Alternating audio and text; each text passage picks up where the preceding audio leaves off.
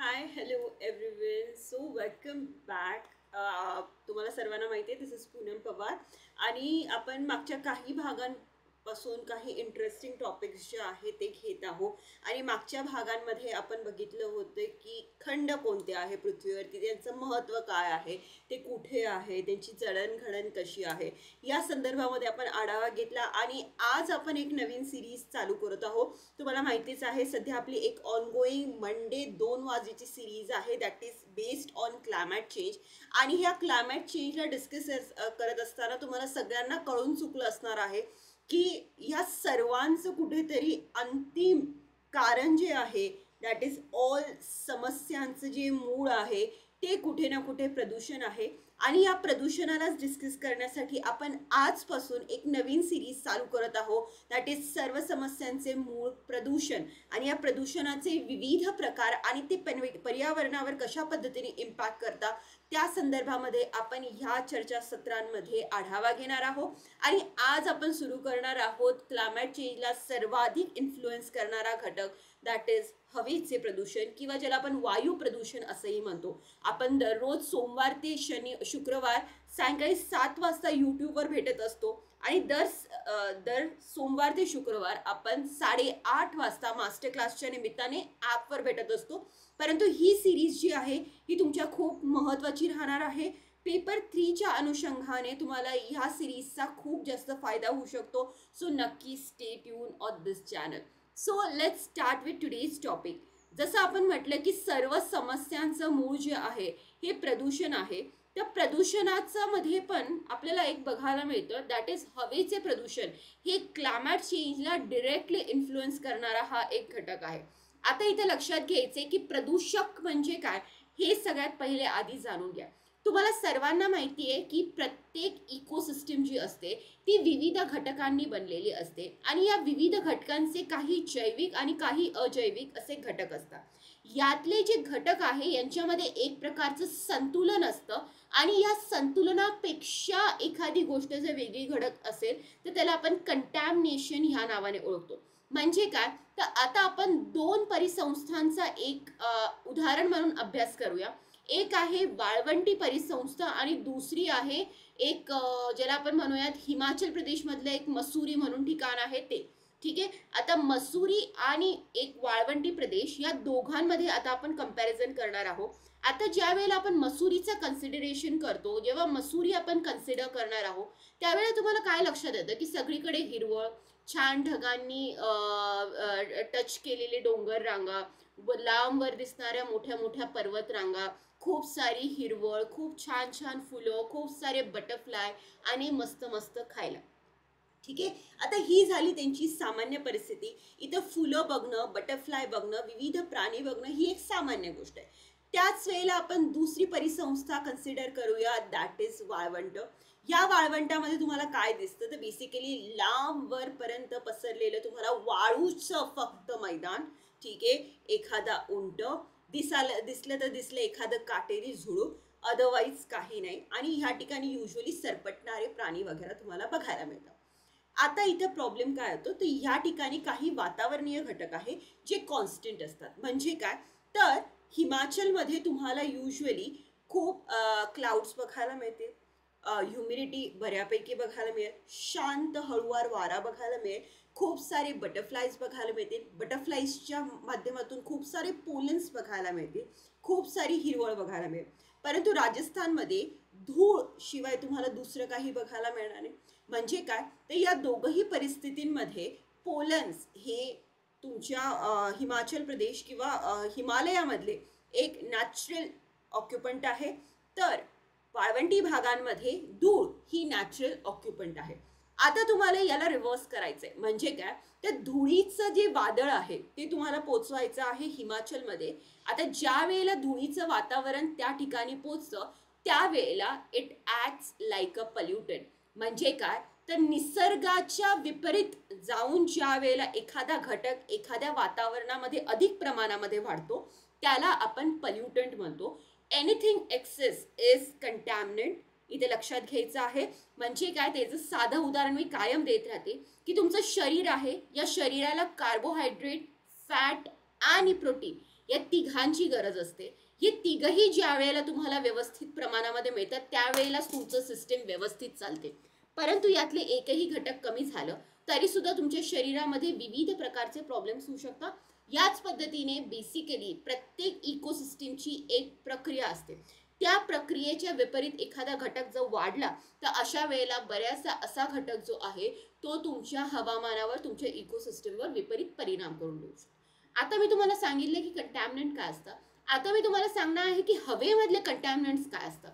आता लक्षात घ्यायचं की हवेमध्ये कोणताही कंटॅमिनेशन पोहोचवणे ही फार अवघड गोष्ट नाही. म्हणजे काय, तुम्ही एक शेकोटी पेटवली, शेकोटीतून धूर झाला, कंटॅमिनंट वातावरणामध्ये पोहोचले. किंवा मग बेसिकली आपण म्हणतो ज्वालामुखीचा विस्फोट झाला, कंटॅमिनंट वातावरणामध्ये पोहोचलं. तुम्ही एखादी गाडी वापरली आणि ज्या वेळेला तिचं कंबक्शन होतं आणि त्यावेळेला ज्यावेळेला वेगवेगळे वायू बाहेर पडतात, इट मीन्स तुम्ही ते वातावरणामध्ये पोहोचवत आहात. म्हणजे काय, तर वातावरणामध्ये विपरीत घटक जे असतात ते मानवी क्रियांच्या माध्यमातून विविध प्रकारे वातावरणामध्ये सोडले जात असतात.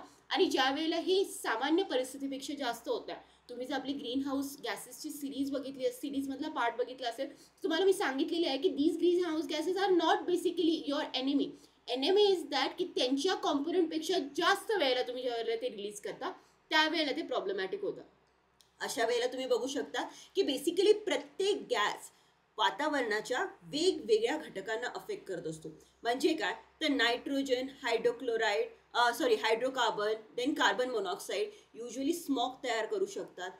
त्यानंतर सल्फर डायऑक्साईड ॲसिड डिपॉझिशन करून ॲसिड रेन घडवून आणू शकतात. किंवा मग ग्रीन हाऊस इफेक्ट आणि ग्लोबल वॉर्मिंगच्या माध्यमातून कार्बन डायऑक्साईड आणि मिथेन ह्या गोष्टीला वाढवू शकतात. याशिवाय ओझोन शिल्डच्या डिस्ट्रक्शनसाठी हायड्रोकार्बन्स किंवा क्लोरोफ्लोरोकार्बन्स आणि हेलेन्स जे असतात ते मोठ्या प्रमाणावर ते रिस्पॉन्सिबल असलेले बघू शकतात. आता लक्षात घ्यायचे की प्रदूषकांचे आपण प्रमुख काही प्रकार करतो. एक आहे पर्टिक्युलेट मॅटर, त्यानंतर carbon monoxide, sulphur dioxide, nitrogen oxide आणि ओझोन. आता लक्षात घ्यायचं आहे की बेसिकली ह्या घटकांचं प्रमाण वाढल्यामुळे ऑब्व्हियसली वातावरणामध्ये काही ना काही घटक बदलत राहतात आणि याचा परिणाम डिरेक्टली क्लायमेटवर होताना दिसतो. परंतु एवढंच नाही तर हेल्थवर सुद्धा या गॅसेसचा इम्पॅक्ट जो आहे तो मोठ्या प्रमाणावरती बघायला मिळतो. म्हणजे काय, तर कार्बन डायऑक्साईडचं प्रमाण वाढलं तर रेस्पायरेटरी प्रॉब्लेम किंवा ग्रीन हाऊस इफेक्ट आणि ग्लोबल वॉर्मिंग होऊ शकतं. कार्बन मोनॉक्साईडचं प्रमाण वाढलं तर डिफिकल्टी ब्रिदिंग, त्यानंतर हेडेक, इरिटेशन किंवा मग इवन सायनस सारखे प्रॉब्लेम, आणि हे अतिरिक्त झाले तर डेथ सारख्या गोष्टी पण होऊ शकतात. Sulphur dioxide burning of fossil fuel industry आणि ऑटोमोबाईलच्या माध्यमातून ॲटमॉस्फिअरमध्ये जातात आणि त्याच्यामुळे बऱ्याचदा ॲसिड रेन होऊ शकते किंवा मग इवन ह्या गॅसेसचं जास्त पद्धतीने कन्झम्पशन केल्यामुळे डेथही होऊ शकते. Hydrogen sulphide, irritation of alveoli, then lungs, respiratory functions dysfunct होऊ शकतात किंवा मग डेथ होऊ शकते. नायट्रोजन ऑक्साईड तुमचे ऑब्व्हियसली लंग्समधलं, त्यानंतर रेस्पायरेटरी इन्फेक्शन होऊन तुमची डेथ घडवून आणू शकतात. म्हणजे काय, तर बेसिकली हेल्थवर तर परिणाम होतातच, ॲज वेल एज तुमच्या क्लायमेटवर पण परिणाम होता. म्हणजे काय, तर ॲसिड रेन होऊ शकतो, ओझोन स्तराचं नुकसान होऊ शकतो, वनस्पतींची वाढ बऱ्याचदा खुंटते, पाण्याची गुणवत्ता कमी होते आणि पशुपक्ष्यांवर विविध प्रकारचे परिणाम होतात. मग आता तुम्हाला काय वाटतं की भारताच्या बाबतीमध्ये हे प्रदूषणाचा स्तर किती आहे? जर तुम्ही वायू प्रदूषणाचा संदर्भ घेतला तर तुम्हाला लक्षात येईल की दिल्ली, कानपूर, लखनौ आणि पटना जगातील सर्वाधिक प्रदूषित शहरं आहे. ॲज वेल एज तुम्ही बघू शकता की ह्या वर्षीचा जर अंदाज बघितलेला असेल, चंद्रपूर पूर्ण भारतातील सर्वात गरम ठिकाण ठरलेलं आहे. आणि हे गरम ठिकाण ठरण्यामागे तिथं असलेले थर्मल पॉवर प्रोडक्शनचे ज्या इंडस्ट्रीज आहेत त्या आहेत. ॲज वेल एज पर्टिक्युलेट मॅटर्सच्या प्रमाणामध्ये पण भारतामध्ये राष्ट्रीय मानकापेक्षा अनेक पट अधिक आपल्याला याचं प्रमाण बघायला मिळतं. वाहतूक, बांधकाम, धूळ, त्यानंतर शेतीतली पराळी जाणणे, यामुळे मोठ्या प्रमाणावरती प्रदूषण जे आहे, या प्रदूषणाच्या समस्यांना आपल्याकडच्या बऱ्याच सिटींमध्ये प्रॉब्लेम्स जे आहेत ते घडून येऊ शकतात. याशिवाय तुम्ही बघू शकता की हिवाळ्याच्या दिवसांमध्ये बऱ्याचदा हे पोल्युशनचं प्रमाण वाढतं, कारण की हवा थंड असल्यामुळे हवा जमिनीजवळ कॉन्सन्ट्रेटेड स्वरूपामध्ये राहते आणि या हवेमध्ये मोठ्या प्रमाणावर ते प्रदूषक मिक्स झाल्यामुळे एक प्रकारचा स्मॉग तयार होतो आणि हा स्मॉग बेसिकली AQI ला वाढवण्यासाठी एक रिस्पॉन्सिबल असतो. 0 ते 500च्या दरम्यान आपण हवेची गुणवत्ता जी असते ती ठरवत असतो. जितके प्रदूषण अधिक आणि अधिक तेवढं AQI अधिक, आणि अशा वेळेला आरोग्याच्या समस्या पण जास्त प्रमाणामध्ये बघायला मिळतात. AQI मध्ये कोणकोणते पल्युटन्ट्स मोजले जातात, तर PM10, PM2.5, NO2, SO4, CO, ozone, NH3 आणि लेड. आता तुम्हाला काय लक्षात ठेवायचं आहे की युजली जर 0 to 50च्या दरम्यान तुमचा AQI असेल तर इट इज गुड. भारतातील खूप कमी शहरं अशी आहे जे AQI 0 to 50 मध्ये येतात. त्यानंतर तुम्ही ज्या वेळेला 200हून अधिक तुमचा AQI असतो त्यावेळेला मात्र तुम्हाला मोठ्या प्रमाणावरती श्वासाच्या संबंधातले प्रॉब्लेम्स जे आहे ते बघायला मिळतात. युजली ज्या वेळेला 100च्या वर AQI जातो त्याच वेळेला तुम्हाला ज्यांना छोटे इन्फेक्शन्स असतात, लाईक ॲस्थमा असतो किंवा लंग्स रिलेटेड काही प्रॉब्लेम असतात, ते सर्वात आधी सफर होणं चालू करतात. जसं जसं हा AQI वाढत जातो तसं तसं सर्वसामान्यांना सुद्धा याचा प्रॉब्लेम जो आहे तो वाढत जाताना दिसतो. आणि 400च्या वरचा AQI हा सर्वाधिक धोकादायक मानला जातो आणि त्याचा बेसिकली आपत्कालीन स्थिती तयार होऊन बऱ्याचदा अशा वेळेला लॉकडाऊन सारखी परिस्थिती पण काही ठिकाणी उद्भवू शकते. आता AQIच्या संदर्भामध्ये तुम्ही जर दिल्ली, गाझियाबाद, नोएडा, मुंबई, पटना, लखनौ अशी शहरं बघितली असेल तर अशा शहरांमध्ये अनेकदा तुम्हाला पुअर आणि सिव्हिअर AQI जे आहे ते बघायला मिळतं. आणि NCAP that is national clean air प्रोग्रामच्या अंतर्गत या शहरच नाही तर 122 शहरांमध्ये पॉल्युशनची स्थिती सुधरवून AQIची स्थिती चांगली करण्यामध्ये मोठ्या प्रमाणावरती एफर्ट्स जे आहे ते केले जात आहे. नियमितप्रमाणे AQI तपासण्यासाठी सफर सारखे ॲप जे असतात ते पण अलर्ट जारी करत असतात. याच्यामुळे हेल्थवर होणारा प्रॉब्लेम जो आहे तो कमी अधिक प्रमाणामध्ये आपण टाळू शकतो. जर तुम्हाला वाटत असेल की बेसिकली एअर पोल्युशन कमी करण्यासाठी आपण ठळक अशी पावलं उचलली पाहिजे तर याच्यासाठी आपल्याकडे काही कायदे पण आहेत. लाईक पर्यावरण संरक्षण कायदा 1986 जो बेसिकली पर्यावरणाचं संरक्षण करण्यासाठी विविध अंगी ढाचा जो असतो, जो स्ट्रक्चर असतं ते प्रोव्हाइड करण्याचं काम करतो. ॲज वेल ॲज आपल्याकडे वायू प्रदूषण प्रतिबंध आणि नियंत्रण कायदा आहे जो 1981 मध्ये आलेला होता. ह्याचा बेसिकली इम्पॅक्ट उद्योगांवर पडलेला बघू शकतो. उद्योगांमधून होणारं एलिमिनेशन कमी करण्यासाठी मोठ्या मोठ्या गाईडलाईन्स जे आहेत ते या कायद्याच्या अंतर्गत तुम्हाला बघायला मिळतो. याशिवाय फॅक्टरीज ॲक्टच्या अंतर्गत आपण कामगारांचे आरोग्य आणि सुरक्षिततेच्या संदर्भामध्ये विविध पावलं जी आहे ते उचललेली आहेत. आणि राष्ट्रीय हरित लवाद जे आहे NGT ज्याला म्हटलं जातं, याच्या अंतर्गत पर्यावरण विषयक जर कोणतीही समस्या निर्माण झाली तर त्याचा न्यायपूर्वक निवाडा होण्यासाठी हा लवाद जो असतो तो कार्यरत असलेला तुम्ही बघू शकतो. अशा पद्धतीने आपण बघू शकतो की बेसिकली स्ट्रक्चर सुधारवण्यासाठी आपण वेगवेगळी पावलं उचलत आहोत. परंतु या पावलांची अंमलबजावणी जर व्यवस्थित करायची असेल तर सामान्य नागरिकांना पण कुठे ना कुठे जाऊन यासाठी एफर्ट्स घेणं हे खूप महत्त्वाचं आहे. एअर पोल्युशनच नाही तर वॉटर पोल्युशन, ई वेस्ट यासारखे अनेक घटक जे असतात ते पृथ्वीवरती प्रदूषकांचं कामं करत असतात आणि या प्रदूषणामुळे एक लिव्हिंग इकोसिस्टीम खराब होण्याची शक्यता असते. याचसारख्या अनेक प्रदूषणाचा संदर्भ आपण यापुढे पण घेणार आहोत. जर तुम्हाला डिटेलमध्ये हा संदर्भ घ्यायचा असेल किंवा डिटेलमध्ये ह्या गोष्टी समजून घ्यायचा असेल तर यासाठी आपल्याकडे एक खास बॅच आहे that is Yashoday 5.0 G रिसेंटलीच launch झालेली आहे. आणि या बॅचच्या निमित्ताने तुम्हाला डिस्क्रिप्शन आणि ज्याला आपण कन्सेप्ट रिलेटेड पॉईंट्स म्हणतो ही जास्तीत जास्त समजून घेण्यासाठी फॅकल्टीजची मदत घेतली जाणार आहे.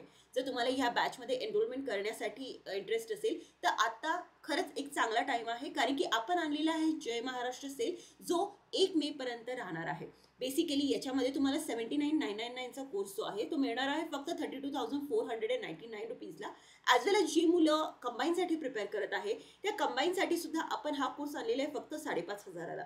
जर तुम्हाला या बॅच रिलेटेड काही इन्क्वायरी असेल किंवा बॅच परचेस करायची असेल तर नक्की मला कॉन्टॅक्ट करा. माझा नंबर आहे 9167579923. यशोदा बॅच डिस्काउंटसाठी आपण नक्की तुम्ही ह्या नंबरवर कॉल करा आणि मी तुम्हाला जास्तीत जास्त डिस्काउंट देण्याचा प्रयत्न करेन.